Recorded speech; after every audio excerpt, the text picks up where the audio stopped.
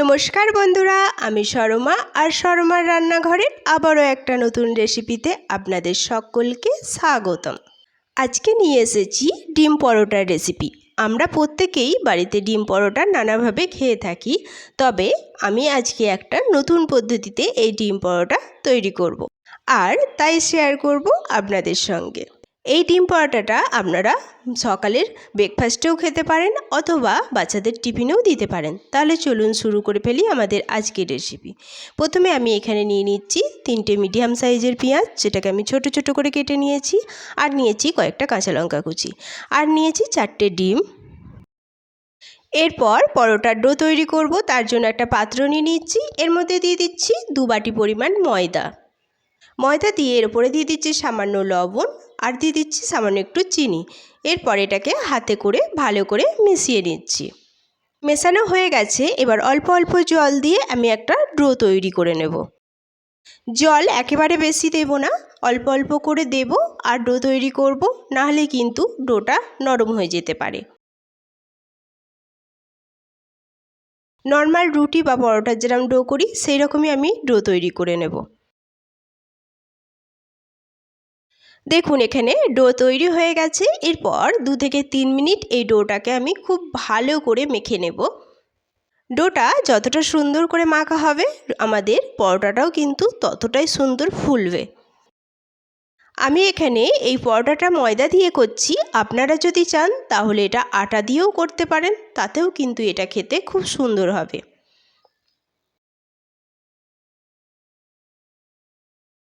দেখুন ডোটা আমি ভালো করে মেখে নিয়েছি, একটা স্মুথ ডো তৈরি হয়ে গেছে। এবার আমি এটা ঢেকে 10 মিনিট রেস্টে রেখে দিচ্ছি। ফিরে আসছি 10 মিনিট পর। দেখুন আমাদের ডোটা কিন্তু অনেকটাই সফট হয়ে গেছে। এরপর এটাকে আরও 1 থেকে 2 মিনিট আমি হাতে করে ভালো করে মেখে নিচ্ছি।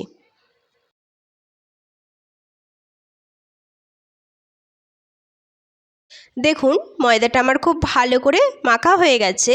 এরপর আমি এটাকে লম্বা করে এখান থেকে ছোট ছোট করে লেচি কেটে নেব। যেরকম আমরা নর্মালি রুটি বা পরোটা করি সেই রকমই আমরা ছোট ছোট করে লেচিটা কেটে নেব। আমি এখানে মোটামুটি 300 গ্রাম ময়দা দিয়ে এই পরোটাগুলো বানাচ্ছি। আপনারা আপনাদের পরিমাণ মতো এটাকে বাড়িয়ে কমিয়েও নিতে পারেন। সবগুলো লেচি কাটা হয়ে গেছে। এরপর আমি এই লেচিগুলোকে হাতের তালুর মধ্যে দিয়ে এইভাবে রাউন্ড করে নেব। সবগুলো লেচিকেই আমি রাউন্ড করে নিচ্ছি।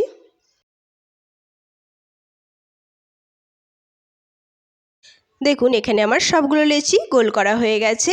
এরপর বেলার পালা। তার জন্য আমি কিচেন টেবিলটা একটু পরিষ্কার করে নিচ্ছি।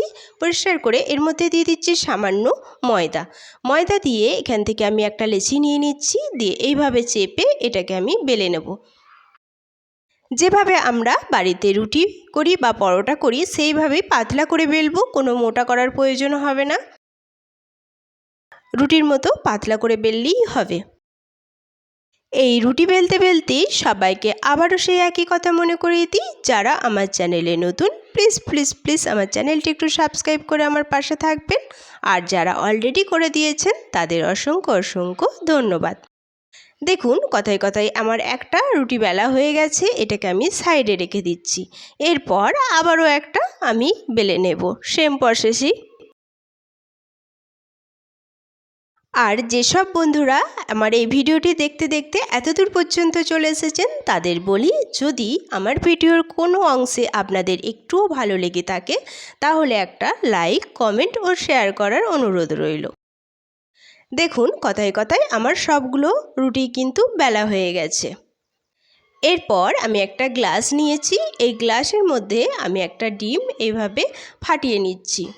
এই ডিম ফাটানোটা কিন্তু গ্লাসের মধ্যেই করবেন, তাহলে কিন্তু এটা পুরের সময় দিতে সুবিধা হবে। বাটিতে করতে যাবেন না, তাহলে কিন্তু একটু অসুবিধা হয়ে যাবে। এরপর এতে দিয়ে দিচ্ছি সামান্য লবণ, আর দিয়ে দিচ্ছি পেঁয়াজ কুচি, আর দিয়ে দিচ্ছি সামান্য লঙ্কা কুচি। এরপর একটা চামচ দিয়ে আমি এই ডিমটা খুব ভালো করে ফেটিয়ে নেব। আমি যেভাবে ডিম পরোটা করছি এইভাবে ডিম পরোটা করলে কিন্তু অসম্ভব সুন্দর হয় খেতে। না খেলে কিন্তু বিশ্বাসই হবে না। দেখুন এখানে আমার ডিমটা খুব ভালো করে ফ্যাটানো হয়ে গেছে। এবার আমি এটাকে সাইডে রেখে দিচ্ছি। এরপর আমি একটা তাওয়া ওভেনে বসিয়ে খুব ভালো করে গরম করে নিয়েছি। এর মধ্যে আমি একটা রুটি দিয়ে দিচ্ছি। রুটি দিয়ে এটাকে উল্টে পাল্টে আমি ভালো করে সেঁকে নেব। প্রথমে রুটি দিয়ে একবার উল্টে দিলাম, উল্টে এক পিঠটা ভাজা হওয়া পর্যন্ত ওয়েট করছি।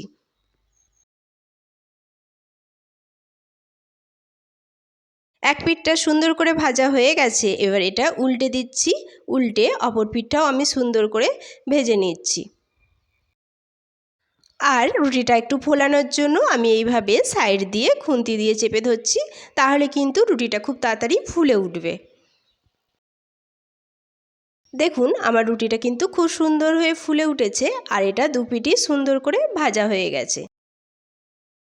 রুটি ভাজার কাজ হয়ে গেছে, এবার এতে ডিমের পুর দেওয়ার পালা। তার জন্য আমি একটা চামচ নিয়েছি। চামচ নিয়ে রুটির এই সাইডের অংশে এইভাবে আমি একটু ছিদ্র করে দিচ্ছি। এটা আমি চামচ দিয়ে করছি, আপনারা ছুরি দিয়েও করতে পারেন। দেখুন ছিদ্র করা হয়ে গেছে। এবার এটাকে একটু তুলে ধরে এর মধ্যে আমি ডিমটা ঢেলে দিচ্ছি। ঢেলে দিয়ে আমি খুন্তির সাহায্যে এটাকে একটু চাড়িয়ে দিচ্ছি। চাড়িয়ে দেওয়া হয়ে গেছে। এবার এটাকে আমি এক পিঠটা একটু হয়ে গেলে এটাকে অপর পিঠটা উল্টে দিচ্ছি। উল্টে দিয়ে এর ওপর দিয়ে আমি দিয়ে দিচ্ছি সাদা তেল। আপনাদের আগেই গ্লাসের মধ্যে ডিমটা ফাটাতে বলেছিলাম, গ্লাসে ফাটালে পরে কিন্তু এটা এই পরোটার মধ্যে ঢালতে খুব সুবিধা হয়। এক পিঠটা তেল দিয়ে আমি এটাকে ভালো করে চাড়িয়ে দিয়েছি। এবার অপর পিঠটা উল্টে দিয়েছি, দিয়ে অপর পিঠেও আমি এবার সাদা তেল দিয়ে দিচ্ছি। এইভাবে তেল দিয়ে এই তেলটাকেও চাড়িয়ে দিচ্ছি। তেল চাড়িয়ে দিয়ে এবার উল্টে পাল্টে আমি দু পিঠই এই পরোটাটা সুন্দর করে ভেজে নেব। দেখুন এখানে পরোটাটা কিন্তু খুব সুন্দর ভাজা হয়ে গেছে, একটা সুন্দর কালারও চলে এসেছে পরোটার, আর পরোটাটা কিন্তু ফুলেছে খুব সুন্দর। এরপর আমি এটা ওভেন থেকে নামিয়ে নিচ্ছি। এরপর আরও একটা পরোটা আমি সেম প্রসেসেই তৈরি করে নেব। প্রথমে উল্টে পাল্টে পরোটাটাকে ভালো করে সেঁকে নিচ্ছি। এখানে বলি, একটা পরোটা ভাজা হয়ে যাওয়ার পর তাওয়াতে বা প্যানের মধ্যে যে তেলটা থাকবে সেটা পরিষ্কার করে তারপরে অপর একটা পরোটা ভাজবেন, না হলে কিন্তু পরোটাটা অত সুন্দর ফুলতে চাইবে না। দেখুন এখানে পরোটাটার এক পিঠটা ভাজা হয়ে গেছে, আমি উল্টে অপর পিঠটাও সুন্দর করে ভেজে নিচ্ছি। আপনারা কে কে আমার মতো করে এইভাবে ডিমের পরোটা বাড়িতে তৈরি করেন তা অবশ্যই জানাবেন। দেখুন এখানে আমার পরোটাটা খুব ভালো করে ফুলে উঠেছে। এরপর আমি ছুরির সাহায্যে এটাকে আবারও একটু ছিদ্র করে দিচ্ছি। ছিদ্র করা হয়ে গেছে। এবার এর মধ্যে আমি আবারও একটা ডিমের গোলা এর মধ্যে দিয়ে দিচ্ছি। এইভাবে ডিমের গোলা পরোটার মধ্যে দিলে ডিমের গোলাটা কিন্তু পরোটার চারপাশে খুব সুন্দরভাবে চাড়িয়ে যায়, আর এটা খেতেও কিন্তু খুব সুন্দর লাগে। পরোটার মধ্যে আমার ডিম দেওয়া হয়ে গেছে। এবার এটাকে আমি উল্টে দিচ্ছি। উল্টে দিয়ে এর উপর দিয়ে আবারও দিয়ে দিচ্ছি সাদা তেল। সাদা তেল দিয়ে তেলটা আমি একটু চাড়িয়ে দিচ্ছি। তেল চাড়ানো হয়ে গেছে। এরপর এটাকে উল্টে আবারও অপর পিঠেও সুন্দর করে সাদা তেল দিয়ে চাড়িয়ে এবার দু পিঠই আমি সুন্দর করে ভেজে নিচ্ছি। এই ডিম পরোটা খেতে এতটাই সুন্দর হয় যে এটা খেতে কিন্তু কোনো তরকারির প্রয়োজন হয় না, শুধুই খাওয়া যায়। আর বাচ্চা থেকে বড় সকলেরই এই ডিম পরোটা খুবই প্রিয়। আমার পরোটা ভাজা হয়ে গেছে, এটাকে আমি নামিয়ে নিচ্ছি। নামিয়ে নিয়ে একটা থালায় আমি সুন্দর করে পরোটাগুলো পরিবেশন করে নিয়েছি।